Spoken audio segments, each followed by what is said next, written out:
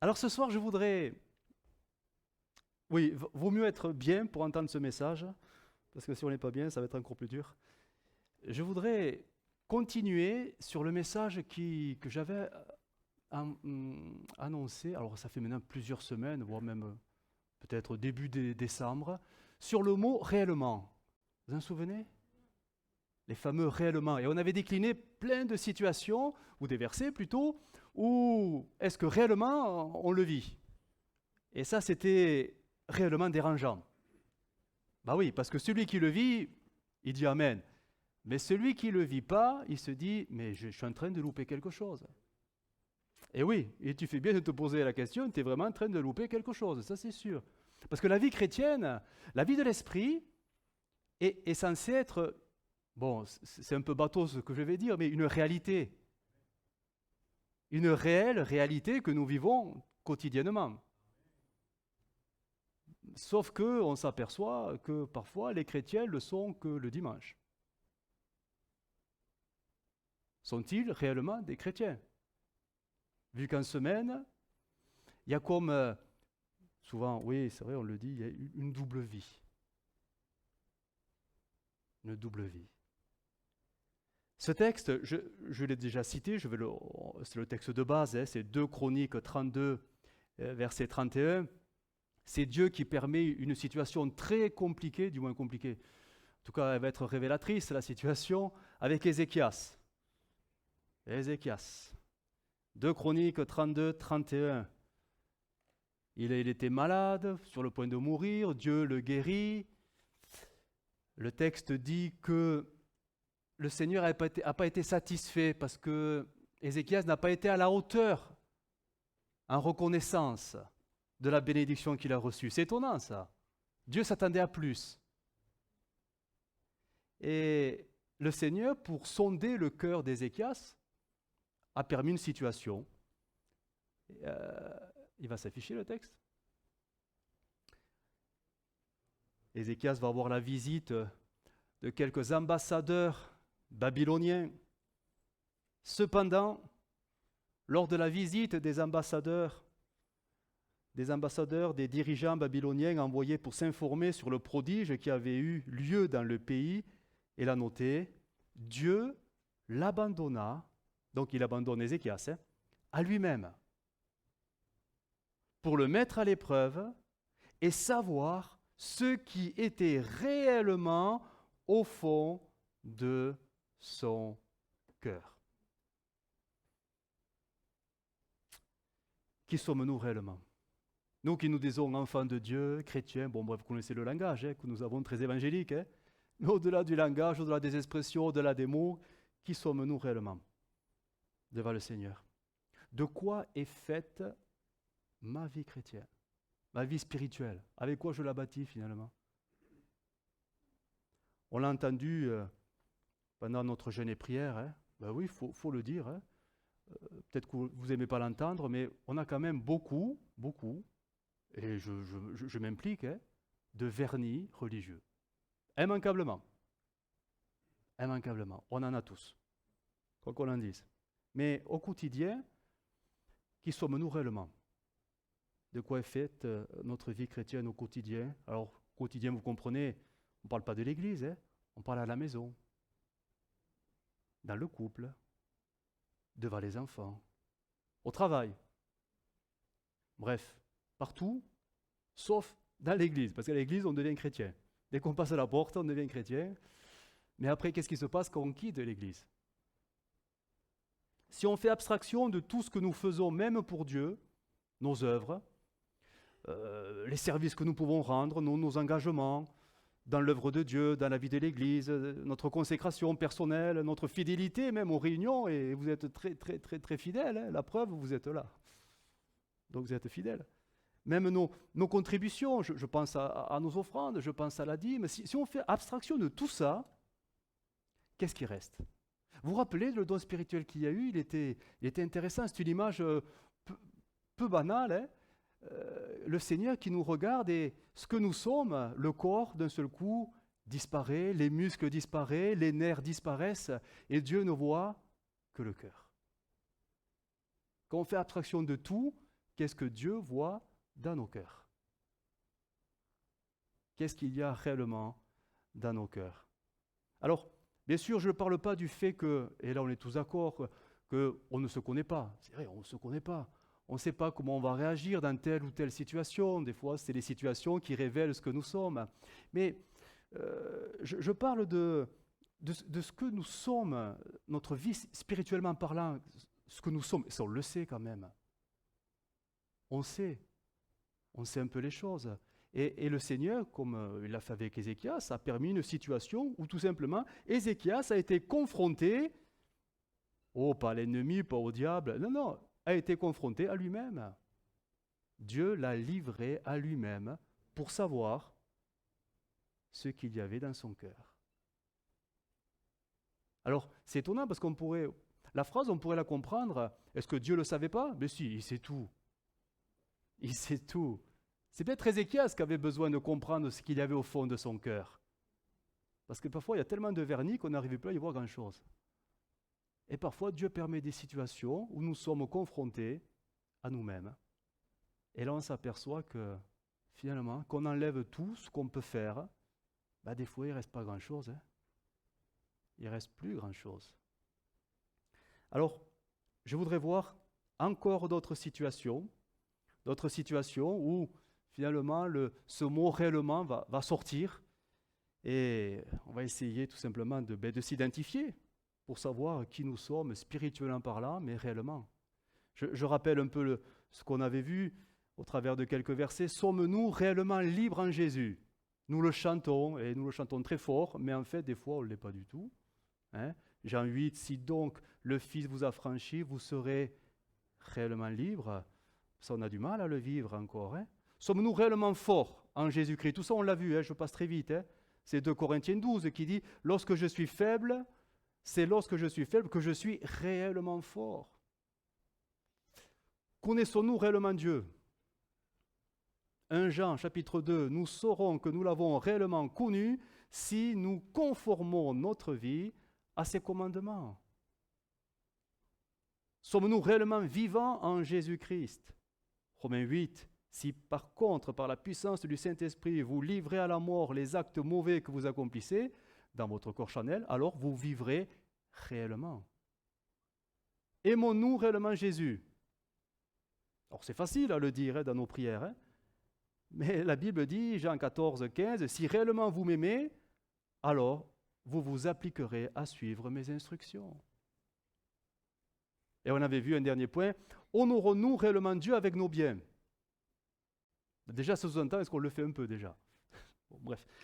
Et Malachie, le texte nous dit, apportez donc réellement le 10e de vos biens dans la salle du trésor, et vous verrez alors que j'ouvrirai pour vous les réservoirs d'eau du ciel, etc. Donc tout ça, on l'a déjà vu, on n'y revient pas, vous avez la prédication sur le site, sur Internet. Je voudrais voir trois domaines, 3 autres domaines qui doivent nous amener à cette réflexion finalement, mais qu'est-ce que je suis devant Dieu, réellement? Qu'est-ce que je suis? Cette question que je voudrais que nous nous posions, c'est sommes-nous réellement dans la sanctification? Alors, la question, elle est tranchante, parce que c'est oui, c'est non, mais il n'y a pas au milieu, en fait. Il n'y a pas de demi-sanctification. Soit tu l'es pas. Sachant que, oui, on progresse de la sanctification, mais même si elle est très peu, tu y es déjà quand même. Si je posais la question différemment, c'est peut-être plus facile à comprendre. Sommes-nous réellement sans péché? Aïe. Si vous n'êtes pas à l'aise, vous pouvez bouger un peu sur la chaise, parce que ça picote. Aïe, aïe, aïe, aïe, aïe. Alors, le texte nous dit, Job 19, verset 4. Si réellement j'ai péché, donc il se pose la question, c'est bien de se poser la question, parce que des fois on se croit tellement. Si réellement j'ai péché, et là c'est honnête ce qu'il va dire, seul j'en suis responsable. Donc ce n'est pas la faute des autres. Avec le temps, avec les années, on le sait quand même, on peut s'installer assez facilement dans le salut, mais pas dans le bon sens du terme. S'installer dans le salut et en arriver parfois même à minimiser la question du péché. Parce qu'on se sent, ou on se croit presque comme intouchable. Le péché ne peut plus venir, je suis chrétien, je suis spirituel, je suis un enfant de Dieu, je prie, je vais à l'église, je fais tout ce qu'il faut. Voilà, le péché, c'est pour les autres, c'était avant, c'était autrefois, c'était ma vie. Et au final, ça peut arriver, parce qu'on s'installe dans le salut, on s'installe, on peut en arriver à se sentir de moins en moins concerné par la question du péché, en disant que c'est forcément pour les autres. Alors, ça ne veut pas dire qu'on ne croit plus que le péché, le salaire du péché, c'est l'amour. C'est pas ça, je ne suis pas en train de dire ces choses-là. Mais c'est qu'on peut se bercer d'une suffisance entretenue, bien malgré nous, par une vie d'église très régulière et des pratiques, une vie de prière, etc., une vie engagée, une vie au service de Dieu. Et on ne se sent plus concerné par ces choses-là, parce qu'on avance, Et on se rend parfois plus compte, parce que nos habitudes ont pris le pas, nos habitudes chrétiennes ont pris le pas, que peut-être, oui, je suis dans le péché, mais je ne le vois plus. Je ne le vois plus. Comme je l'avais vu la toute première fois que le Saint-Esprit m'avait convaincu de péché, et que là, j'avais pleuré sur mon péché. Et ça, je ne le vois plus. Parce que je marche, j'avance, du moins, je crois avancer et marcher pour le Seigneur. On peut même en arriver vous savez, à tomber dans une forme de déni, de déni. Vous savez, des fois, quand on dit, quand des dons spirituels sont envoyés par le Saint-Esprit qui dit qu'il y a le mensonge. Ah, mensonge, menteur, bon, c'est bon pour moi, je ne suis pas menteur, je suis enfant de Dieu, je viens de bénir Dieu. Ah oui, mais des fois, on peut mentir et on ne s'en rend même pas compte. C'est un exemple, hein? Ah oui, on peut être enfant de Dieu et avoir un cœur orgueilleux. On ne s'en rend même pas compte. Parce qu'on se dit, mais non, c'est pas de l'orgueil, c'est de la détermination. Oui. Eh oui, mais on est dans une forme de déni. On ne se rend même pas compte. Par contre, l'orgueil chez les autres, on le voit. Le mensonge chez les autres, on le voit. Mais on ne le voit plus en soi. Parce qu'on s'est installé dans une forme de suffisance, peut-être bien malgré nous, mais parce que nous faisons beaucoup de choses pour le Seigneur et on ne se rend pas compte qu'on est encore faillible. Hein. On est encore faillible. Alors en fait, pour bien comprendre cette réflexion, il faut déjà se poser la question, mais en fait, c'est quoi le péché? Alors, parce que là, j'ai cité des exemples, mais d'une manière très générale, le péché, c'est en fait, bon, je l'ai entendu, c'est de ne pas vivre, en tant qu'enfant de Dieu, de ne pas vivre selon la volonté de Dieu, d'accord? Mais et là, je mets une condition, la volonté de Dieu que je connais. Donc là, je manque le but. Car quand je sais ce que Dieu attend de moi et que je ne le fais pas, je suis dans le péché. Mais si je ne le sais pas, je ne peux pas être dans le péché. On est d'accord. Mais quand je sais ce que Dieu attend de moi et que je ne le fais pas pour X raisons, je suis dans le péché. C'est exactement ce que nous dira Matthieu 7, 21. Ceux qui me disent Seigneur, Seigneur, n'entreront pas tous dans le royaume des cieux, mais seulement celui qui fait la volonté de mon Père qui est dans les cieux. Le péché. Si j'ai réellement péché, alors j'en suis coupable, dira Job. Alors bien sûr, quand on pose la question à l'église, vous savez, le dimanche matin, juste avant de prendre la Sainte Seine, alors je la fais simple, la question, hein. Si quelqu'un a péché, en fait, qu'il reste assis, qu'il s'abstienne de Sainte Seine. On est d'accord. Généralement, là, on se dit, bon, c'est pas pour nous, nous, on est des enfants de Dieu maintenant. Tout le monde se lève. Mais si on posait la question différemment, et si on disait, êtes-vous réellement sûr de vivre ce que Dieu attend de vous? Alors levez-vous. Parce qu'au final, si tu ne vis pas ce que Dieu attend de toi et que tu le sais, tu es dans le péché. Ah, ça dérange. Parce que là, du coup, plus personne ne se lève. À un moment de lucidité. Tout ça pour dire que la notion de péché, mais c'est tellement utilisé, c'est galvaudé, ça n'a plus de sens.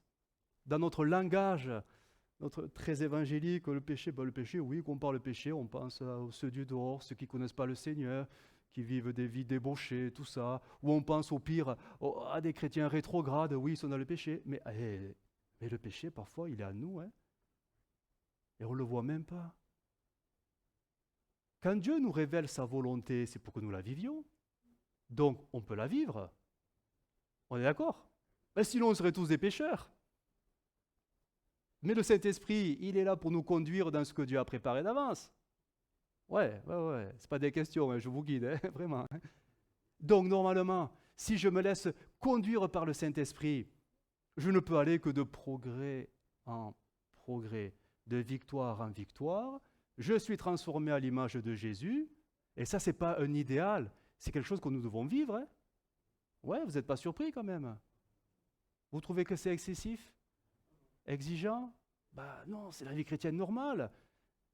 Du moment qu'on laisse faire le Seigneur ce travail à nous, ça devient, c'est l'Esprit qui nous porte, et c'est plus nous qui portons notre vie chrétienne, parce que là, on se fatigue. Hein. Est-ce que je vis réellement ce que Dieu attend de moi? Et c'est là qu'on s'aperçoit qu'on marche tous à des rythmes différents. Les progrès des uns ne seront pas les progrès des autres, mais peu importe, parce que le Seigneur a une marche personnelle pour chacun. Ce que nous avons en commun, c'est la destination. Mais la manière d'y aller, le rythme d'y aller, c'est différent avec chacun. C'est pour ça qu'on ne peut pas se juger les uns les autres, surtout pas. On deviendrait des chrétiens légalistes.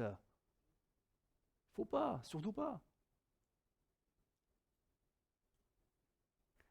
Vivre selon la chair, on sait très bien que ça ne plaît pas à Dieu. On le sait, ça. Hein. C'est grave, hein, pour un chrétien de vivre selon la chair. Ouais, ça fait de lui un chrétien, charnel, bien sûr, mais un chrétien pécheur aussi. La Bible est claire à ce propos. Galates 5,19, il va s'afficher, hein, parce que ça concerne tout le monde. Hein. Les œuvres de la chair sont évidentes. Alors on a toute une liste. Hein. Ce sont la débauche,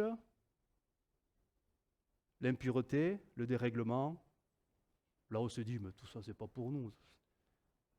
Il y a même le mauvais caractère, tout ça. Bon, on passe, verset 21. Et là, l'apôtre Paul, il va, tel le couperet qui tombe, dira, verset 21, « Je vous dis d'avance, comme je l'ai déjà dit, que ceux qui commettent de telles choses, donc ces œuvres charnelles, ben la conséquence, elle est terrible. Hein.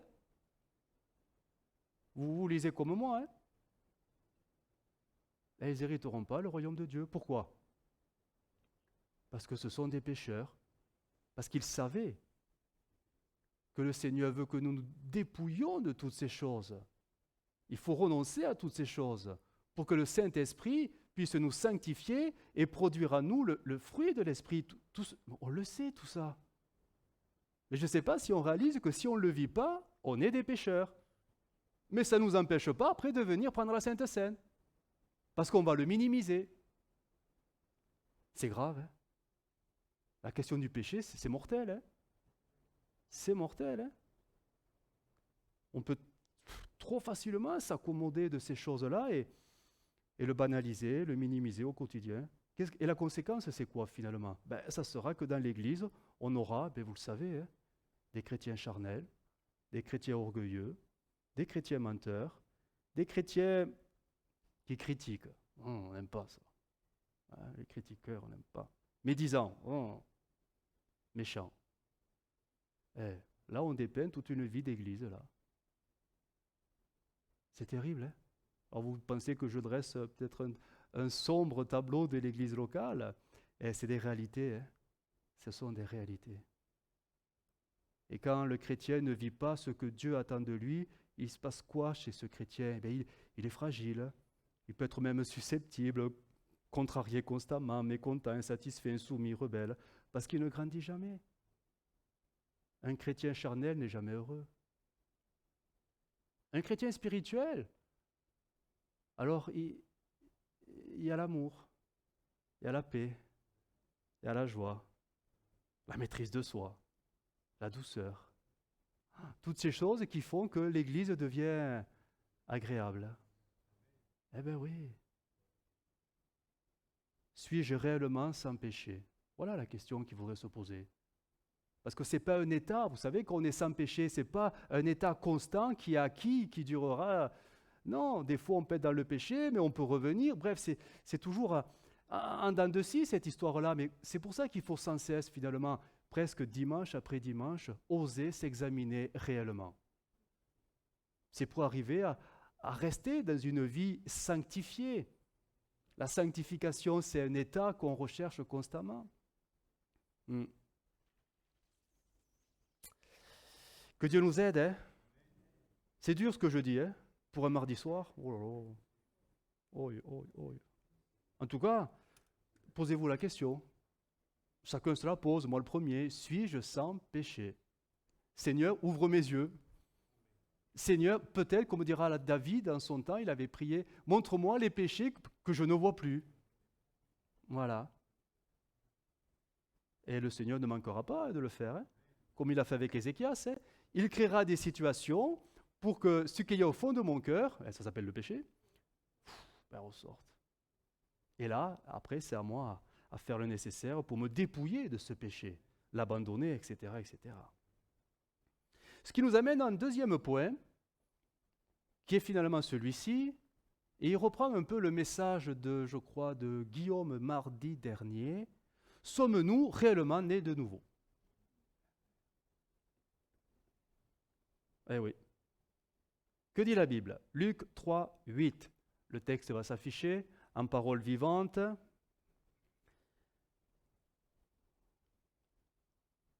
Alors, je ne vais pas lire tout le texte. Le début. Prouvez donc, par vos actes que votre désir est sincère et que vous voulez réellement changer de vie.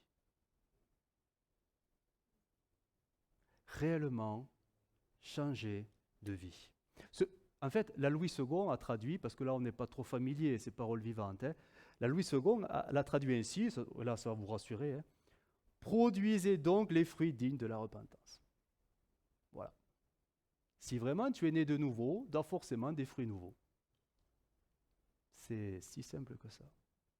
Si tu es né de nouveau, tu as des fruits dignes de la repentance, de la conversion, de la nouvelle naissance. Une autre version a traduit, alors je vais simplement le citer parce qu'on n'a pas ça dans l'ordinateur, c'est la Bible juive qui traduit ainsi: si vous avez réellement renoncé à vos péchés,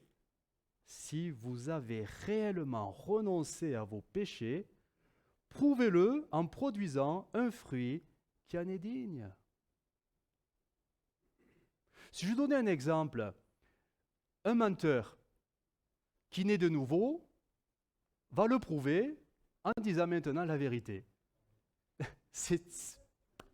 Comment le dire plus simplement? Mais il ne dira pas la vérité parce qu'il va se forcer. Non, il est né de nouveau. C'est plus en lui, il n'a plus envie. Alors peut-être que des fois, ça reviendra, suivant les situations, la tentation de rementir peut-être. Mais il y a eu un changement en lui. Un changement qui fait qu'il n'a plus envie. Parce qu'il sait que s'il rementait, mais ça briserait le cœur de celui qui l'a sauvé. Donc il ne veut plus de ça. C'est le fruit digne de la repentance. C'est ça la vie nouvelle. Je ne fais plus ce que je faisais avant. Est-ce que je suis réellement né de nouveau?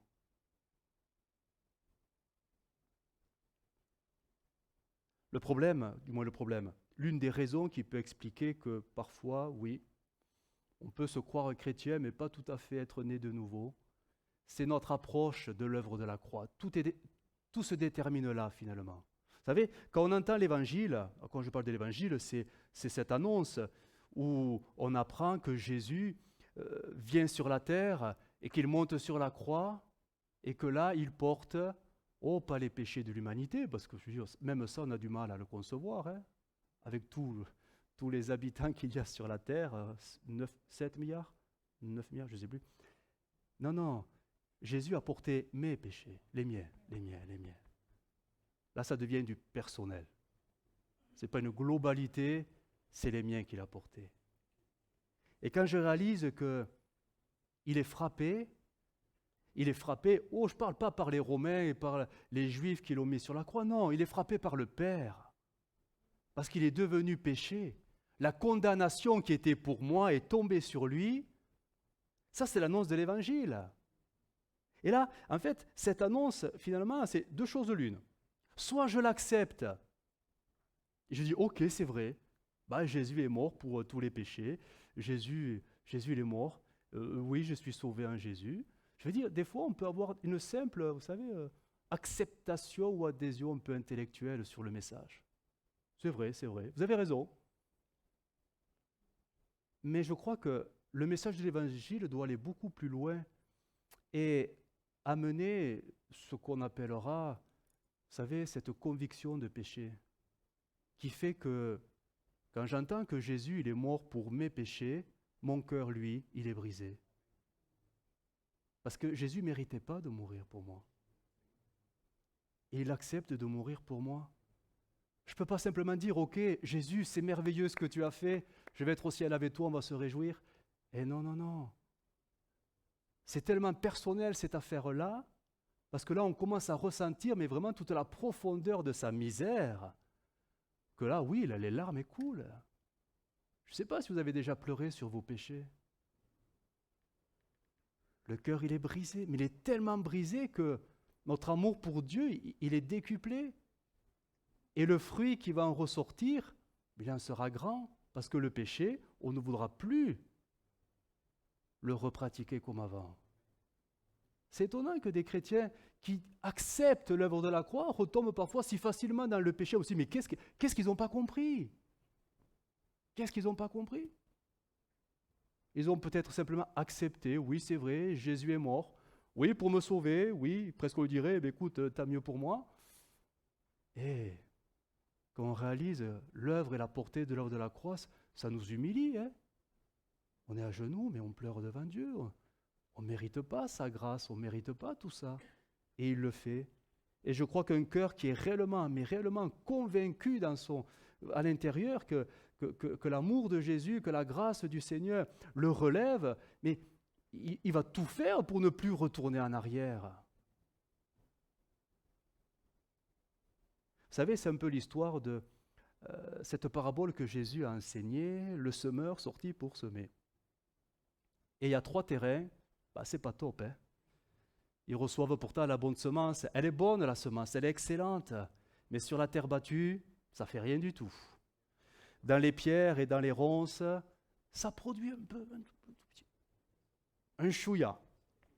Mais dès que viendra alors soit la chaleur ou la persécution, pouf, il n'y a plus rien. Il n'y a pas de racines. Mais la bonne terre, là où c'est rentré en profondeur, alors ça portera du fruit. 30, 60, 90. Quand l'œuvre de la croix rentre en profondeur dans un cœur, ça porte du fruit, digne de la repentance. Mais quand c'est en surface, ça fait ça bouge un peu, on va dire.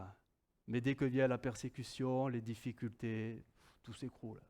Et on en a vu des gens venir, ils étaient contents au début, les chants, c'est merveilleux, Jésus qui m'aime, c'est merveilleux. Et dès que vient la première difficulté, pouf, ils disparaissent dans la nature. Est-ce que vraiment les chrétiens qui fréquentent l'Église, je parle de la nôtre, sont réellement nés de nouveau? Si c'était le cas,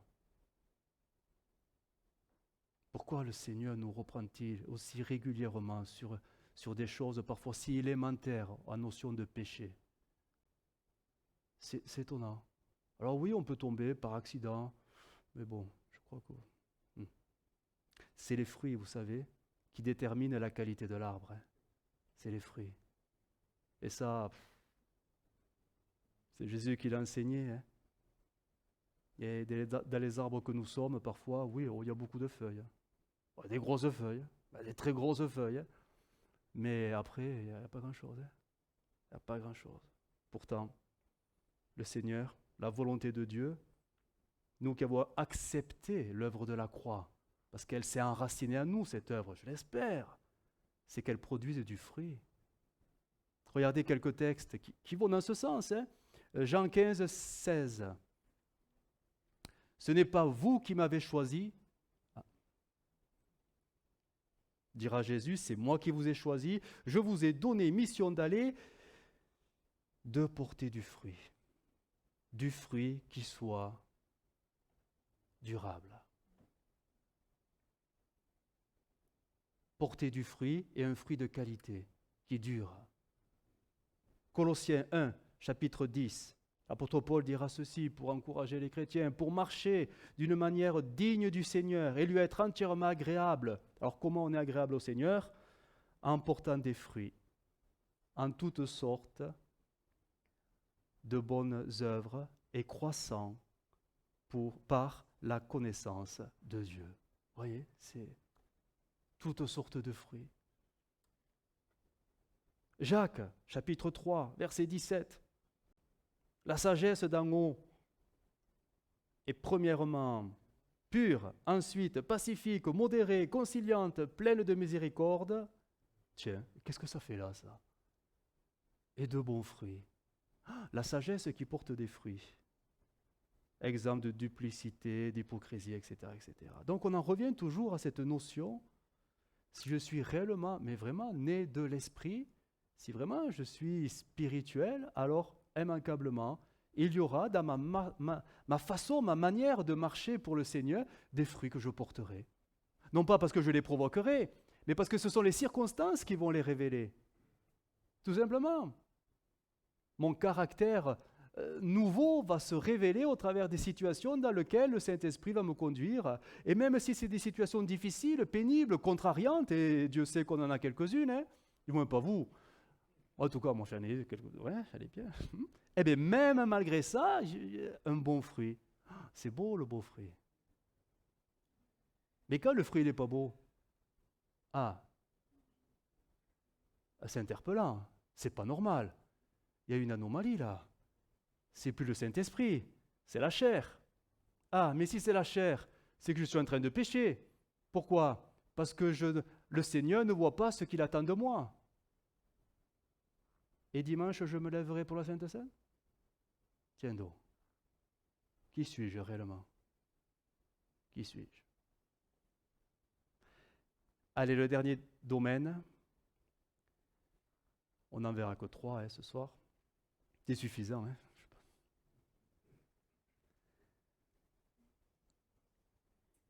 Sommes-nous réellement prêts à servir le Seigneur? C'est mon question, hein? Alors, est-ce qu'on a un texte? Oui. 2 Corinthiens 9, 1.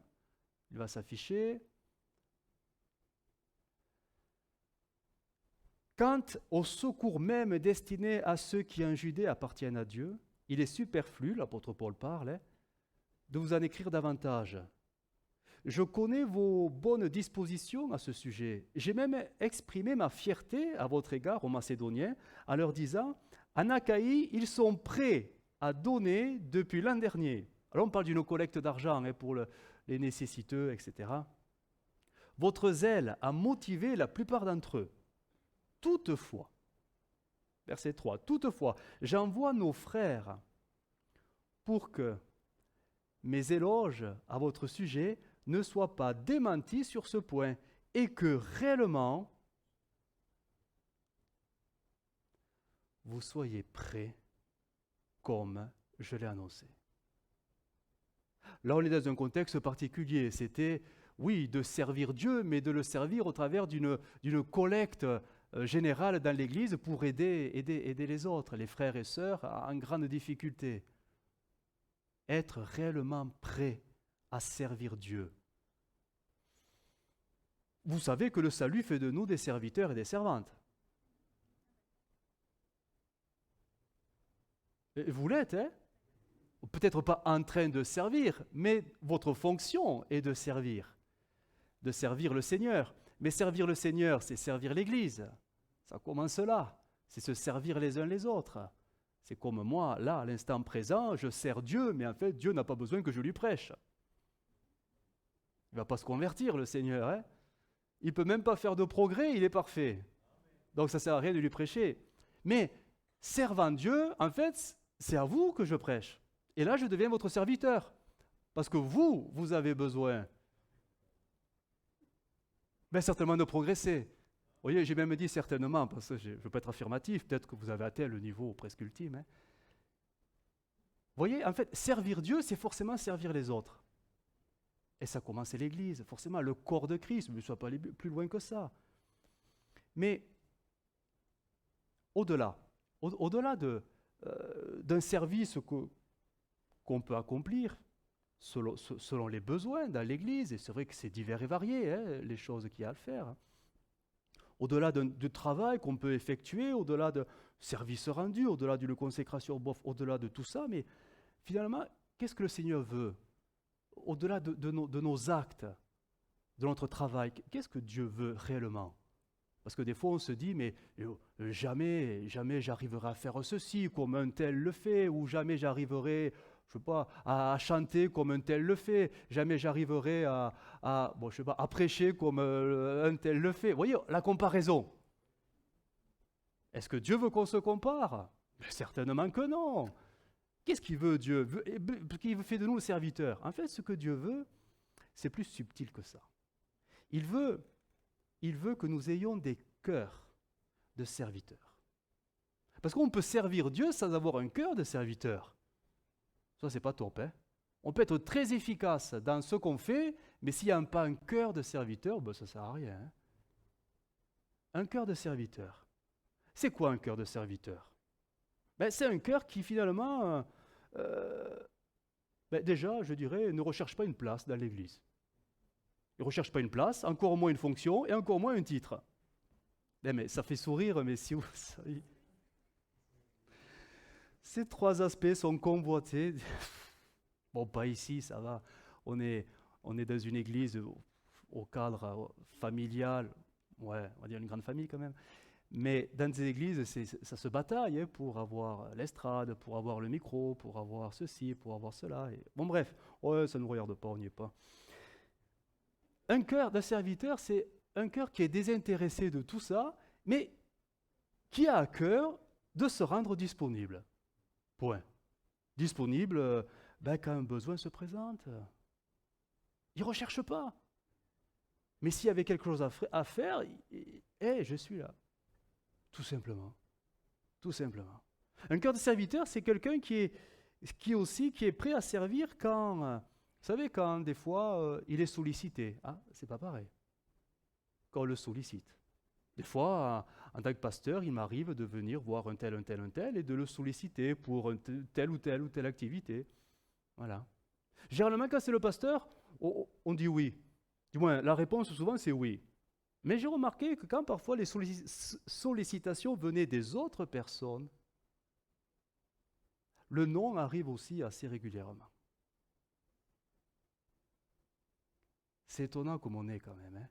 Je vais vous donner un exemple. Alors là, je mets vraiment, on coupera ça au montage s'il le faut, mais vous allez voir, c'est tout bête. C'est une simplicité enfantine, mais ça révèle l'état de cœur.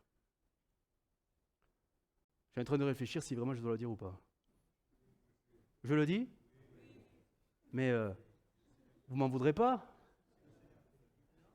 Là, c'est pour montrer que c'est souvent la personne qui dit les choses que les choses se font. C'est pas normal. Regardez. Seigneur Jésus, ta grâce.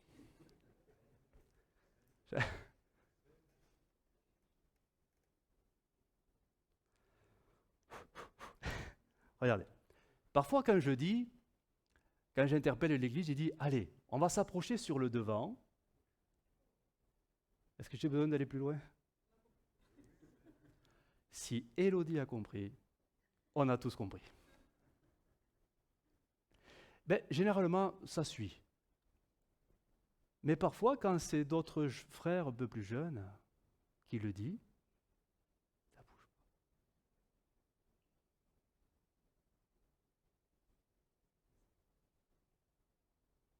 pas. Alors là, vous vous dites, bon, prochaine fois que je le dirai, vous ne bougerez pas au moins.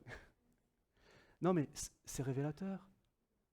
Un cœur de serviteur, c'est un cœur d'enfant en fait. C'est un cœur serviteur, c'est un cœur d'enfant qui est docile, ah ouais, il y a un truc à faire, ok, je suis là. Ah oui, on me demande ça, d'accord, si ça peut aider, oui, ok. Obéissance, soumission, docilité, c'est l'image de l'agneau, vous savez, l'agneau qu'on mène à la boucherie et qui dit rien. C'est ça, se servir les uns les autres, parce qu'on prend des coups en se servant. Hein. Oui, ça, un peu.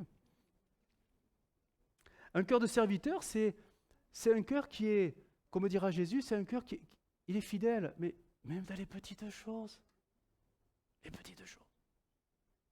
Et Jésus a dit, mais si tu n'es pas fidèle dans les petites choses, mais tu ne le seras pas dans les grandes. Et parfois, nous, c'est les grandes qu'on veut, et les petites démontrent parfois nos légèretés. Je ne vais pas dire infidélité, mais légèreté quand même. Et pourtant, c'est dans ces choses-là que le cœur de serviteur, de servante, se met, malgré lui, se met en avant. Se met en avant. Dieu veut que nous soyons des serviteurs et des servantes. Un état d'esprit de serviteurs et de servantes qui aiment ce qu'ils font tout simplement parce que, comme dira Jésus, un simple verre d'eau donné, c'est comme si on le donnait presque au Seigneur, quoi. Et en plus, il y aura la récompense du verre d'eau. Vous vous rendez compte ? Se servir les uns les autres. Alors on veut tous servir Dieu, mais parfois servir l'Église, oh là, parfois on met des conditions. Hein. On se met des conditions, et pourtant, c'est ça, servir Dieu. Il le dira, hein, quand j'étais, vous avez visité les prisonniers, vous avez visité les gens qui étaient malades, en fait, tout le bien que vous avez fait, c'est à moi que vous l'avez fait. Et les gens vont dire, mais jamais on t'a pas... Non, mais si, c'est à moi que vous l'avez fait. On ne réalise pas la portée du service qu'on peut s'apporter les uns les autres quand il est d'un cœur de serviteur, de servante, le bien que ça fait au Seigneur. Mais inversement, la tristesse que cela provoque quand on refuse de se servir les uns les autres, parce qu'on se met plein de conditions, parce qu'on pense que, non, et d'autres le feront. Est-ce que vraiment nous avons des cœurs de serviteurs ? Vraiment ? Est-ce que réellement je suis prêt à bousculer mon emploi du temps pour faire quelque chose, je ne sais pas, qui d'un seul coup arrive là, et il faut quelqu'un pour le faire, et est-ce que j'ai un cœur de serviteur pour le faire ? Est-ce que j'ai un cœur de serviteur capable de chambouler peut-être alors je parle pour moi, hein, mon train-train de vie, parce qu'on a tous un train-train de vie, c'est pas vrai ? Et certains ont un un gros train-train de vie, hein. Il y en a des wagons, hein. Mais est-ce qu'on est prêt à bousculer tout ça, des fois, quand il y a un besoin qui arrive comme ça ? Un besoin ponctuel, quelque chose à faire, et est-ce qu'on est prêt à bousculer nos priorités quand il faut faire quelque chose pour le Seigneur ? Bousculer notre confort ? Oh. Tout sauf le confort. Seigneur, laisse-nous ça, s'il te plaît. Et même, je vais aller plus loin, à bousculer nos familles pour servir le Seigneur. Je parle pour quelque chose de ponctuel, hein. Je ne parle pas de service à durée indéterminée, je cours autour du Seigneur, hein. Je ne parle pas de ça, je parle de quelque chose qui est là. Vous savez, c'est un peu l'histoire de cette parabole. Ouais, je ne sais pas si c'est une parabole, c'est plutôt une histoire, quand Jésus racontera que le maître de la maison a tout préparé et il envoie les serviteurs chercher les invités. Et là, ils arrivent tous avec des excuses. « Oh, j'ai acheté des bœufs, je dois les essayer. » Oh là, les bœufs, c'est important, hein, faut s'en occuper. « Je viens de me marier, je dois m'occuper de mon épouse. » Bref, de sa femme, voilà. Vous avez compris qu'on a toujours quelque chose de légitime à faire, mais c'est quoi le plus important ? C'est ma vie perso, ma vie familiale, ma vie... C'est ça le plus important ou c'est servir Dieu ? La question, elle est posée, hein. Elles sont où réellement nos priorités ? Elles sont où ? Ça fait réfléchir, hein. Je sais bien que ça fait mal à la tête de réfléchir le soir, mais c'est important parce que Dieu veut que nous ayons des cœurs de serviteurs et de servantes. Ça, je veux dire, c'est ça. C'est la vie chrétienne, hein. C'est la vie chrétienne, hein. J'en arrive à ma conclusion. Tu nous affiches, s'il te plaît, Apocalypse 3,15. On est avec une église. Elle est loin d'être parfaite, mais c'est l'église de Jésus quand même. Hein. Laodicée. Apocalypse 3,15. Je connais ton activité, Je sais que tu n'es ni froid ni bouillant, tu es tiède. Verset 17. Tu dis, je suis riche et j'ai fait de bonnes affaires. Je ne manque de rien. En fait, tu ne sais pas combien tu es malheureux et misérable. Tu es pauvre, nu et aveugle. Verset 18. C'est pourquoi je te conseille d'acheter chez moi de l'or purifié au feu. Et là, je retiens cette expression, pour devenir. Ah, il y a de l'espérance. Pour devenir réellement riche, etc., etc. Je crois qu'il faut le reconnaître comme on a du vernis religieux. Le jeûne et prière a été quand même très bénéfique parce que ça a révélé les choses et je crois que devant Dieu, on s'est sanctifié un peu plus. Et il faut se sanctifier, c'est toujours quelque chose qu'il faut rechercher, la sanctification, pour réellement devenir riche, mais riche de, on ne parle pas d'argent, on parle de cette vie de Christ en nous, cette vie de l'esprit qui nous rend riches. Et nos richesses, nos vraies richesses, ce n'est pas ce qu'il y a sur la terre, elles sont célestes. Elles sont célestes. Le Seigneur invitera cette église de Laodicée à un réel changement. Donc on peut changer. Il n'y a rien de définitif, il n'y a rien de désespéré, même si vraiment on était vraiment des religieux, on peut devenir réellement riche en Christ. Comment? Verset 19 nous dit ceci.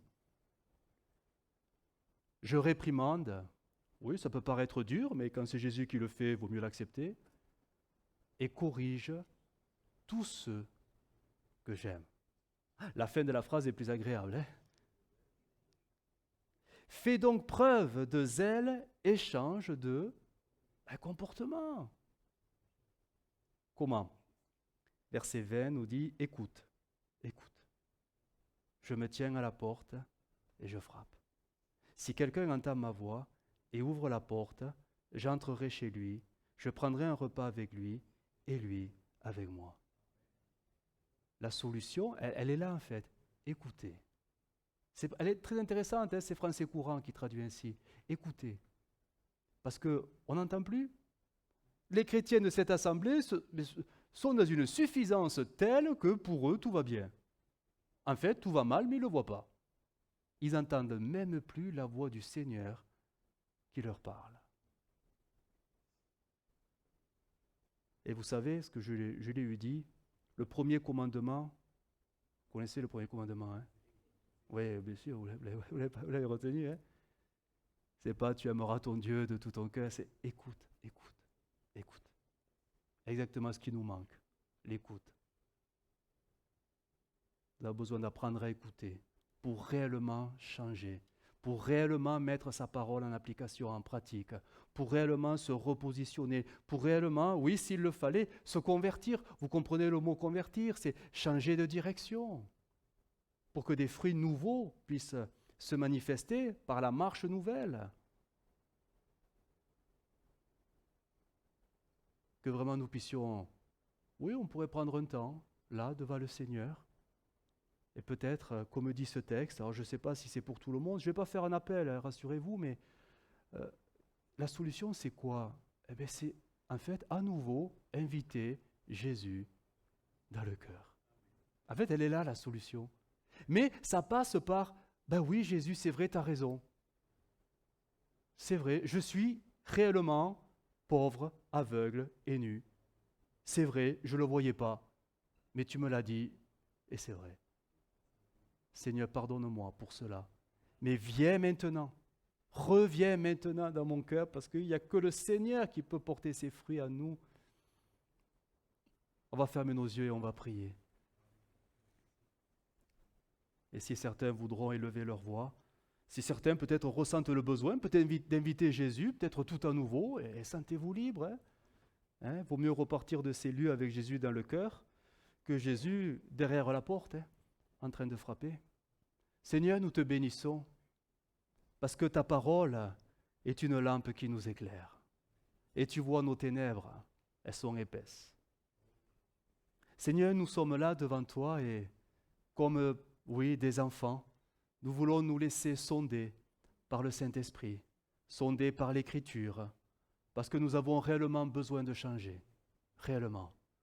Nous sommes installés dans un confort, installés, Seigneur, dans le salut, installés dans des positions parfois de suffisance et même dans, Seigneur, le déni parfois.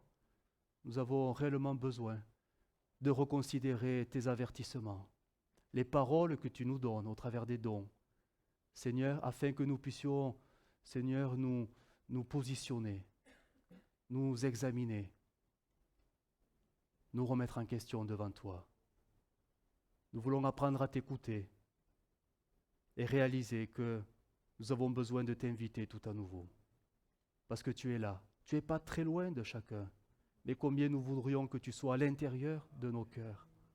Alors Seigneur, je prie pour que ce message, ces paroles, ces versets qui ont été partagés, qui ont été durs peut-être à entendre, puissent maintenant avoir un bon écho dans les cœurs. Que toute forme d'orgueil, Seigneur, disparaisse. Que toute dureté soit brisée au nom de Jésus. Parce que tu nous as donné un cœur de chair, non plus un cœur de pierre, afin que la vie et la tienne produisent des fruits nouveaux.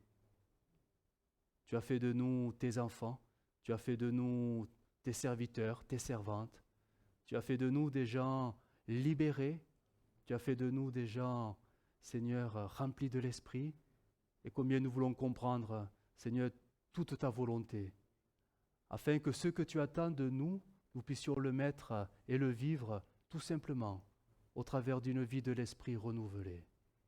Aide-nous, Jésus, parce que tu vois nos faiblesses, tu vois ce que nous sommes, mais nous comptons sur ta grâce. Souffle sur l'Église, encore ce soir. Amen.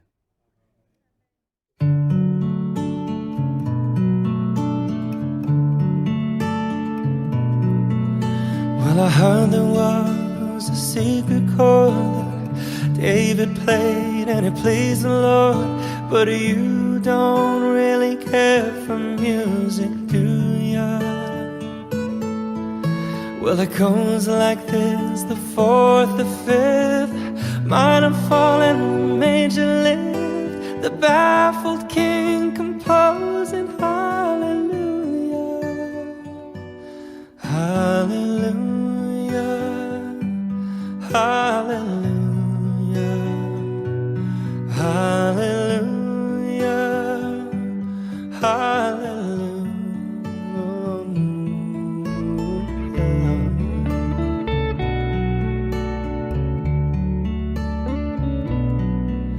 Well, your faith was strong, but you needed proof. You saw her bathing on the roof, her beauty in the moonlight overthrew you. She tied you to her kitchen chair, she broke your throat and she cut your hair, and from your lips she drew the